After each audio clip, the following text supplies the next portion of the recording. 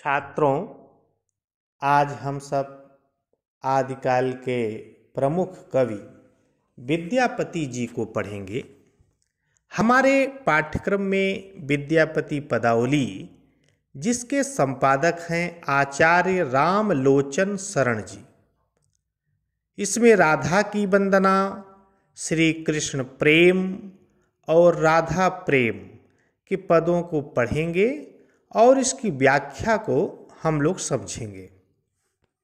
सर्वप्रथम हम सब विद्यापति के जीवन परिचय से अवगत हो लें। तो छात्रों, ध्यान से आप लोग सुने। विद्यापति जी का जन्म सन 1352 में मिथिला के बिसपी नामक ग्राम में हुआ था। कहाँ हुआ था? बिसपी नामक ग्राम में हुआ था। और ये शिव के परम भक्त थे। इनके माता का नाम हंसनी देवी और पिता का नाम गणपति ठाकुर था। विद्यापति जी के गुरु का नाम पंडित हरिमिश्र था। हरिमिश्र। आचार्य हजारी प्रसाद द्विवेदी जी, इनका जन्म 1368 ईस्वी में मानते हैं। तो अब इनकी देखिए, ये किसके दरबारी कवि थे, ये भी प्रश्न पूछता है।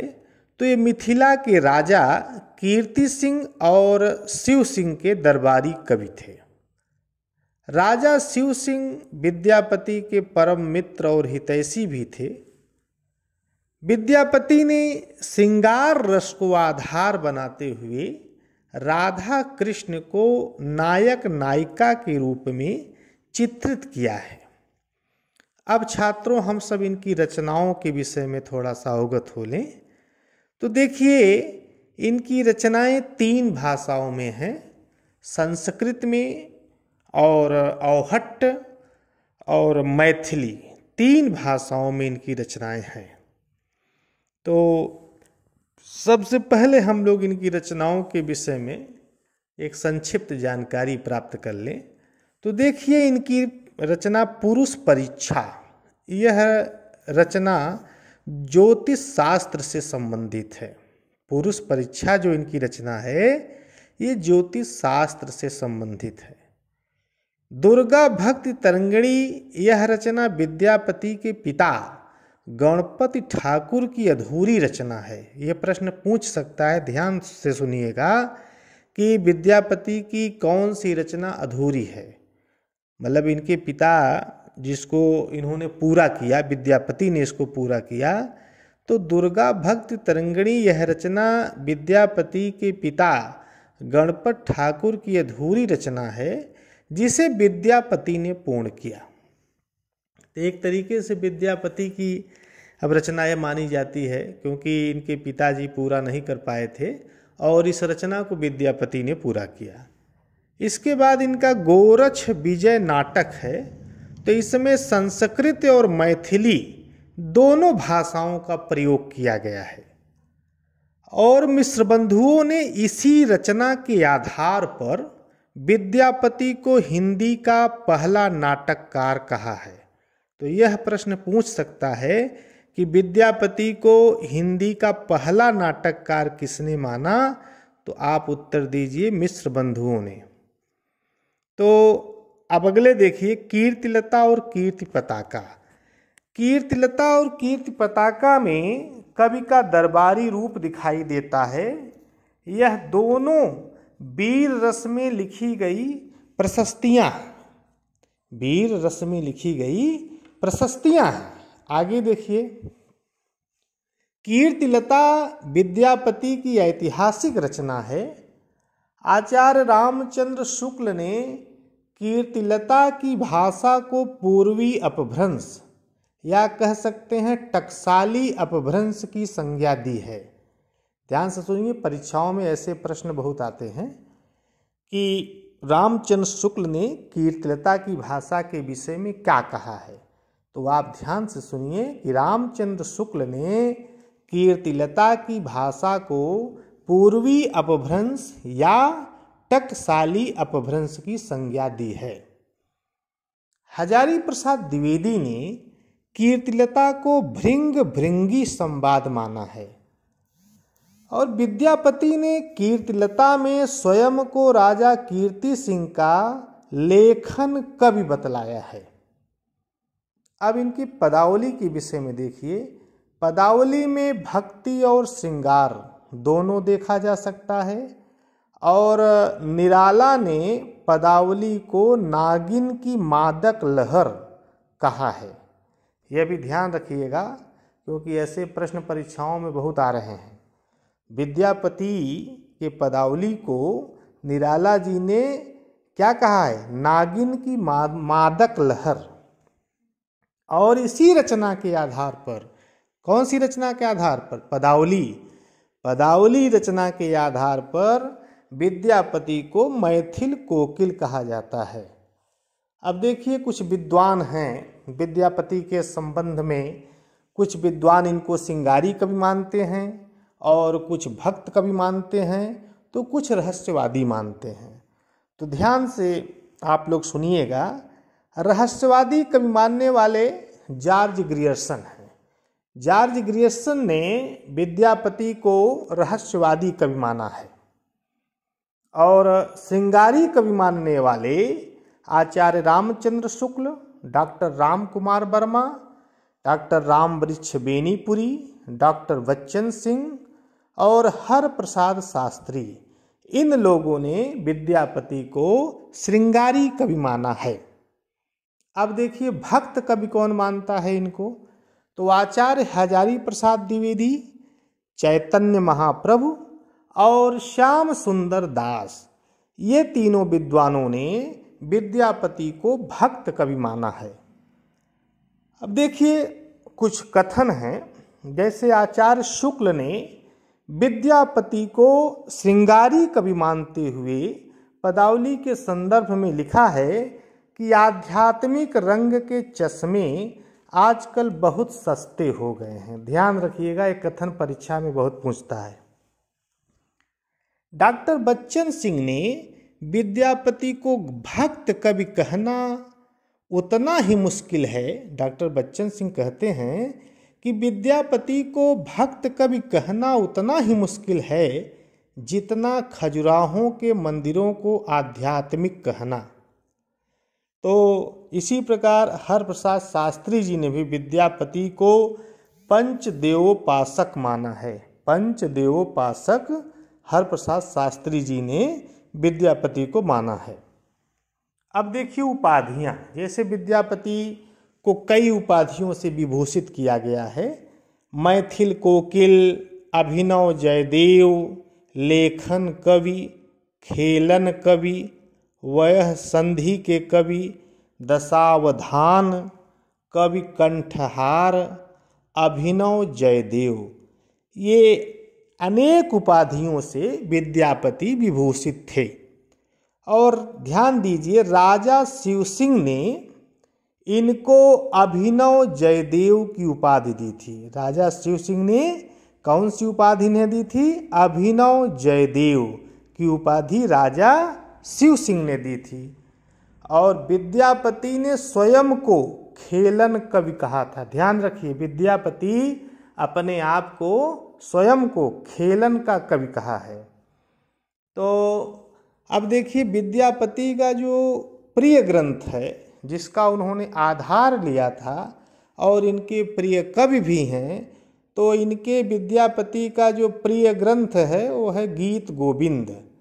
तो इसके रचनाकार जयदेव जी हैं। तो विद्यापति इस रचना से काफ़ी प्रभावित हैं और जयदेव उनके प्रिय कवि हैं। देखिए, विद्यापति के विषय में कहा जा सकता है कि यह आदिकाल को भक्ति काल से जोड़ने वाले सेतु हैं। हिंदी के पहले ऐसे कवि हैं, हिंदी के पहले ऐसे कवि हैं जिनकी कविता में भक्ति, श्रृंगार और वीर रस की त्रिवेणी प्रवाहित है। अब देखिए, इनके विषय में अयोध्या सिंह उपाध्याय हरिऔध ने इनके काव्य की प्रशंसा करते हुए कहा है कि गीत गोविंद के रचनाकार जयदेव की मधुर पदावली पढ़कर जैसा अनुभव होता है वैसा ही विद्यापति की पदावली पढ़कर। और डॉक्टर श्याम सुंदर दास जी विद्यापति के संबंध में कहते हैं कि हिंदी के वैष्णव साहित्य के प्रथम कवि विद्यापति हैं। उनकी रचनाएं राधा कृष्ण के पवित्र प्रेम से ओतप्रोत हैं। इस तरीके छात्रों विद्यापति के संबंध में संक्षिप्त जानकारी आप सबको प्राप्त हुई। अब हम सब इनके मूल पाठ को पढ़ेंगे और व्याख्या को समझेंगे। छात्रों, विद्यापति का जो पहला पद हम सब पढ़ेंगे, राधा की वंदना। तो ये प्रस्तुत पंक्ति विद्यापति द्वारा रचित पदावली से ली गई है और इसमें कवि ने राधा की वंदना करते हुए उनके सौंदर्य का वर्णन किया है। तो देखिए, पहले हम इनके पद को पढ़ लें। हम सब ध्यान से आप लोग सुनी। देख देख राधा रूप अपार, अपूरब के बिह आन मिलाओल, खितितल लावन सार, अंग ही अंग अनंग मूर्छाइत, हेरय पड़य अथीर, मनमथ कोटि मथन करु जे मन, से हेरि महि मधगीर, कत कत लक्ष्मी चरण तल न्योछे, रंगिन हेरि विभोर, करु अभिलाख मनहि पद पंकज, अहो निशिकोर अगोरी। तो देखिए छात्रों, अपरूप, अपरूप का मतलब हुआ अपूर्व, और बिह शब्द आया है तो बिह का मतलब हुआ विधाता या ब्रह्मा। आन मिलाओल मतलब मिलाया है। खिति, खिति माने होता है क्षिति या धरती। लावणी माने होता है सौंदर्य। सार माने सार तत्व। तो देखिए व्याख्या पर आप लोग चलें, समझे उस पर। अपूरब के भी आन मिलाओल। तो विद्यापति जी राधा के अलौकिक सौंदर्य का वर्णन करते हुए कहा है कि राधा जी के अपार सौंदर्य को तो देखो, जिसका वर्णन नहीं किया जा सकता। खितितल लावनी सार, उनकी सौंदर्यता को देखकर ऐसा लगता है जैसे ब्रह्मा जी ने तीनों लोकों के सौंदर्य को एकत्र करके राधा जी को बनाया है या उनकी रचना की है। आगे देखिए, अंग ही अंग अनंग मूर्छाइत, हेरय पड़य अथीर।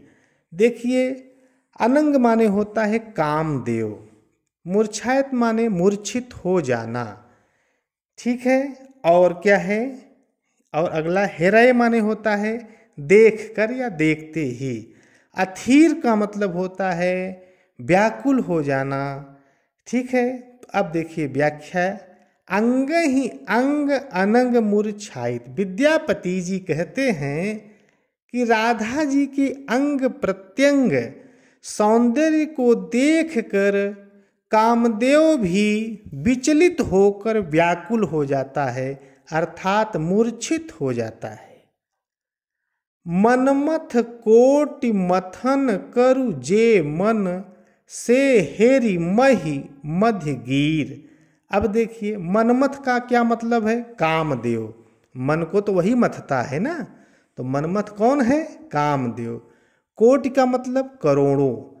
आगे देखिए, जे जन, जे जन का मतलब हुआ जो लोग, से माने वह, हेरि का मतलब देख कर, मही पृथ्वी, मधि माने मध्य में, गिर माने गिर पड़ना। अब देखिए व्याख्या को, मनमथ कोटि मथन करु जे मन, से हेरि मही मधि गिर।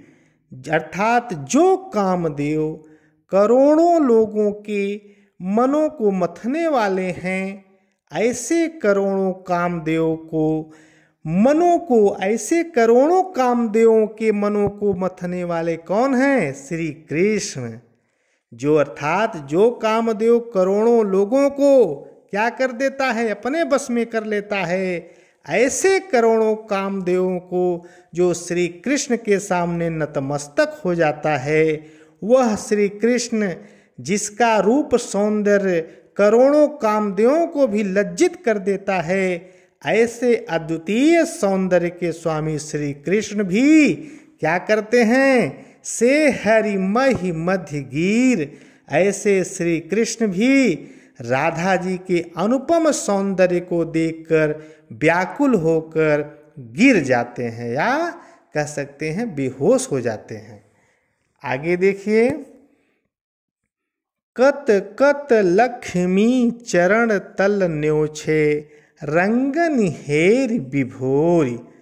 कत कत माने अनेक या कितनी, लक्ष्मी माने लक्ष्मी, चरण तल माने चरणों में, न्योछो माने न्योछावर करना। ठीक है, अब व्याख्या पे हम लोग देखिए, आगे देखिए विद्यापति जी क्या कहते हैं। कत कत लक्ष्मी चरण तल न्योछय रंगन हेर विभोर। तो विद्यापति जी कहते हैं कि राधा जी को निहार कर सभी देवी लक्ष्मी उनके चरण कमलों में समर्पित रहना चाहती हैं। और देखिए क्या कहते हैं, रंगन हेर विभोर, और न जाने कितनी अप्सराएं सुंदरियां राधा जी के रूप सौंदर्य को देखकर बेहोश हो जाती हैं। है ना, विभोर का मतलब होता है बेसुध होकर या बेहोश हो जाना। अगला देखिए, कर अभिलाख मनहि पद पंकज अहो निशिकोर अगोरी। कर का मतलब है करता हूँ, अभिलाख माने होता है अभिलाषा या इच्छा, पद पंकज का तात्पर्य है चरण कमल, अहोनिश माने दिन और रात, कोर माने होता है गोद, अगोर का मतलब होता है ध्यान पूर्वक देखना या सुरक्षित रखना। तो देखिए अब इस व्याख्या में देखिए इस लाइन की, करु अभिलाख मनहि पद पंकज। तो विद्यापति राधा के चरणों की वंदना करते हुए कहते हैं कि ऐसी अद्वितीय अनुपम सौंदर्य को देख कर मैं विभोर हुआ जा रहा हूँ।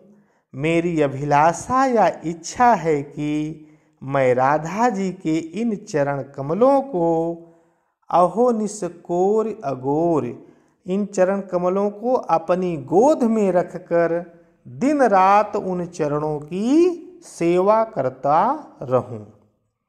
तो छात्रों ये पहले पद की व्याख्या हो गई। इसमें भाषा में आप क्या लिखेंगे? मैथिली भाषा में पद है। किस भाषा में है? मैथिली भाषा में। पदावली है ना, तो पदावली की भाषा मैथिली में है। रस क्या में क्या लिखेंगे? श्रृंगार रस है। और अलंकार में आपको देखिए अनुप्रास अलंकार है इसमें।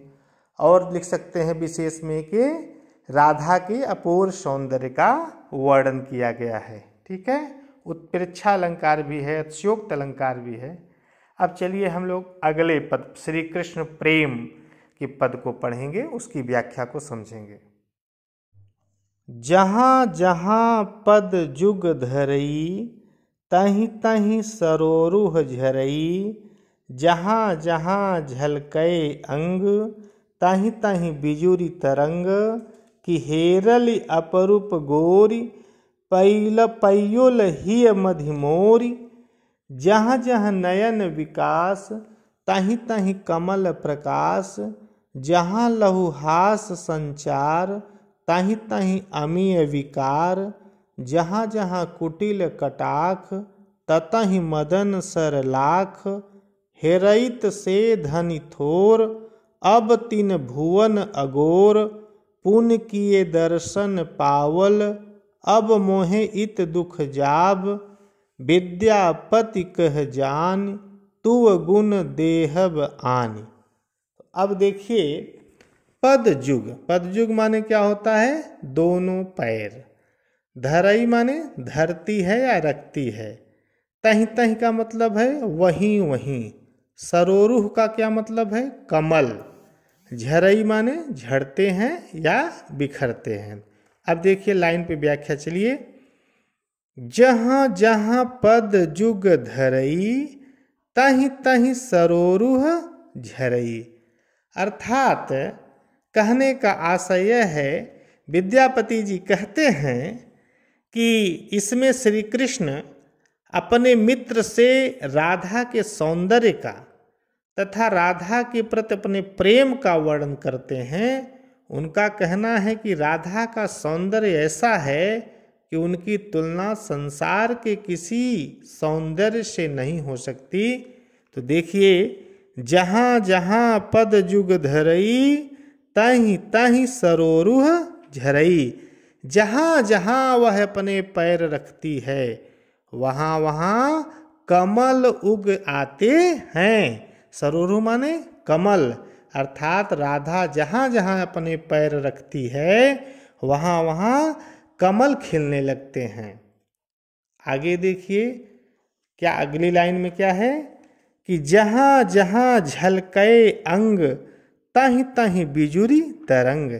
राधा का जहाँ जहाँ अंग झलकता है, वहाँ वहाँ मानो बिजली चमक रही हो। ठीक है, मतलब ऐसा लगता है मानो बिजली चमक रही हो। राधा के अंग को देखकर मन में प्रेम की बिजलियां चमकने लगती हैं। आगे देखिए कि हेरली अपरूप गोरी, पयुल ही मधि मोरी। आगे कवि कह रहा है कि मैंने उस अनुपम गोरी को क्या देखा, वह तो मेरे हृदय में समाकर हमेशा के लिए बस गई। हेरली माने देखा, गौरी माने गौरवर्ण वाली। तो देखिए क्या कह रहा है नायक कि मैंने उस अनुपम गोरी को क्या देखा, वह तो मेरे हृदय में समाकर हमेशा के लिए बस गई। वह जिधर नजर डालती है या वह जिस ओर देख लेती है, उसकी आँखों के प्रकाश से कमल खिल उठते हैं। कहा है ना, जहाँ जहाँ नयन विकास, ताहीं ताहीं कमल प्रकाश। अर्थात वह जिधर नजर डालती है या वह जिस ओर देख लेती है, उसकी आँखों के प्रकाश से कमल खिल उठते हैं। अगली लाइन देखिए, जहाँ लहुहास संचार, जहाँ लहुहास संचार, ताहीं ताहीं अमी विकार। अर्थात जब वह हंसती है या मुस्कुराती है तो मानो ऐसा लगता है जैसे अमृत की वर्षा हो रही है। ताहीं ताहीं अमी विकार, अमी माने अमृत होता है। अगली लाइन देखिए, जहाँ जहाँ कुटिल कटाख, ततहि मदन सर लाख। अब देखिए कुटिल माने टेढ़े, बंक, चितवन, कटाख माने कटाक्ष। अर्थात जब वह अपनी तिरछी चितवन से मुझे देखती है तो मुझे ऐसा लगता है कि कामदेव के लाखों बाण साथ साथ छूट रहे हैं और उन बाणों से ऐसा लग रहा है जैसे मैं घायल हो रहा हूँ। अगली लाइन देखिए, हेरइत से धनि थोर, हेरइत से धनि थोर, अब तीन भुवन अगोर। अब देखिए हेरइत माने होता है देखते ही, हेरइत माने देखते ही। तो कवि कह रहा है मैंने उस रूपवती सुंदरी को एक ही बार देखा, मतलब ज्यादा नहीं देखा है, एक बार देखा है। फिर भी उसके रूप सौंदर्य का जब मुझे दर्शन होता है तो ऐसा लगता है जैसे अब तीन भुवन अगोर, अर्थात जैसे तीनों लोकों का सुख प्राप्त कर लिया हूँ। अगोर माने प्रतीक्षा करना, अर्थात ऐसा लग रहा है क्योंकि नायक चाह रहा है नायिका का पुनः उससे मुलाकात हो, इसीलिए वो इंतजार भी कर रहा है, प्रतीक्षा भी कर रहा है। क्योंकि नायिका का दर्शन मात्र से ही उसे ऐसा लग रहा है जैसे कि वो तीनों लोकों का सुख उसको प्राप्त हो गया है और उसे देखने की इच्छा बार बार उसके मन में बनी हुई है। देखिए, पुन किए दर्शन पावल, अब मोहे इत दुख जाब। अब देखिए फिर नायक क्या कह रहा है कि पुनः क्या मुझे उसके फिर से दर्शन होंगे, अर्थात नायक दर्शन की इच्छा चाह रहा है, राधा को देखने का मन हो रहा है और इच्छा इतनी तेज हो रही है, कह रहा इसी के कारण अब मोहे इत दुख जाब, इसी के कारण जो मेरे मन में दुख है राधा को न देख पाने के कारण, क्योंकि उसको देखने की इच्छा प्रबल हो रही है, इसलिए जो मेरे दुख का कारण बन गई है। तो कह रहा है क्या मेरा दुख फिर से दूर होगा, अब मोहे इत दुख जाब। आगे कह रहे हैं विद्यापति कह जान तू गुण देहब आन। अब विद्यापति जी कहते हैं, विद्यापति क्या कहते हैं कि तुम्हारे गुण ही तू गुण देहब आन, अर्थात तुम्हारे गुण ही सुंदरी को तुम तक वापस ले आएंगे। तो अब देखिए छात्रों, व्याख्या में से आपकी दूसरा पद समाप्त हुआ। इसके विशेष में आप सब लिख सकते हैं भाषा वही मैथिली, रस श्रृंगार, और अलंकार में इसमें उत्प्रेक्षा, अतिशयोक्ति और अनुप्रास, ये तीनों अलंकार आ जाएंगे। छात्रों अब तीसरा पद राधा प्रेम पर देखिए।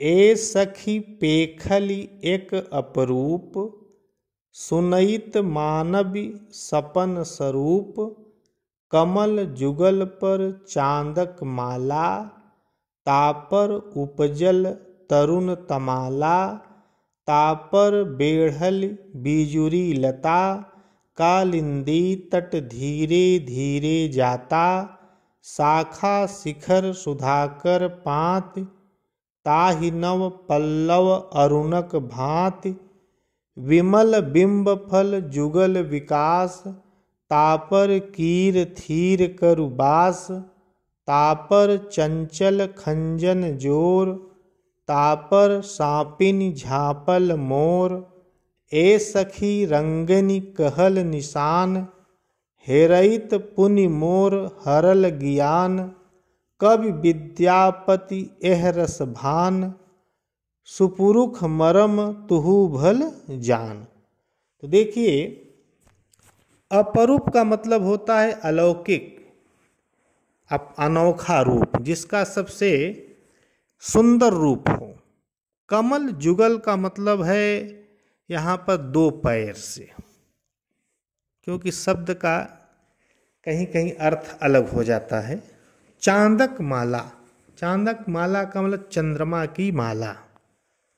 देखिए ए सखी पेखल एक अपरूप, तो पहले इसके प्रसंग को समझिए कि राधा ने यमुना नदी के किनारे पर कृष्ण को देखा और कृष्ण का सौंदर्य राधा को इतना प्रभावित करता है कि प्रथम दृष्टि में ही राधा को कृष्ण से प्रेम हो जाता है।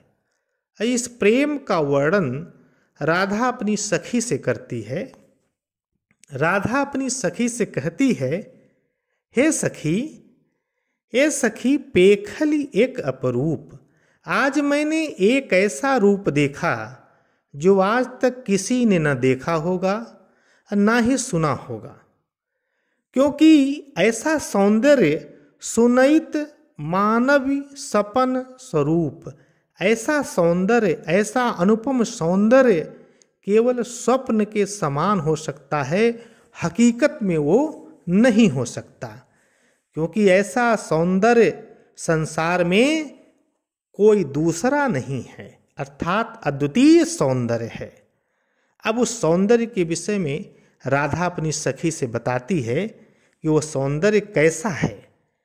कह रही है कमल जुगल पर चांदक माला, कमल जुगल पर चांदक माला, अर्थात वो जो सौंदर्य है, कृष्ण के जो चरण हैं, वो जो कृष्ण के चरण कमल के समान थे। किसके समान थे? कमल के समान थे, और जिस पर चंद्रमा के समान मोतियों की माला जगमगा रही थी। चंद्रमा के समान मोतियों की माला जगमगा रही थी। तापर उपजल तरुण तमाला, तापर उपजल तरुण तमाला, और चरणों के ऊपर श्री कृष्ण जो युवावस्था हैं उनकी शरीर दिखाई दे रही है।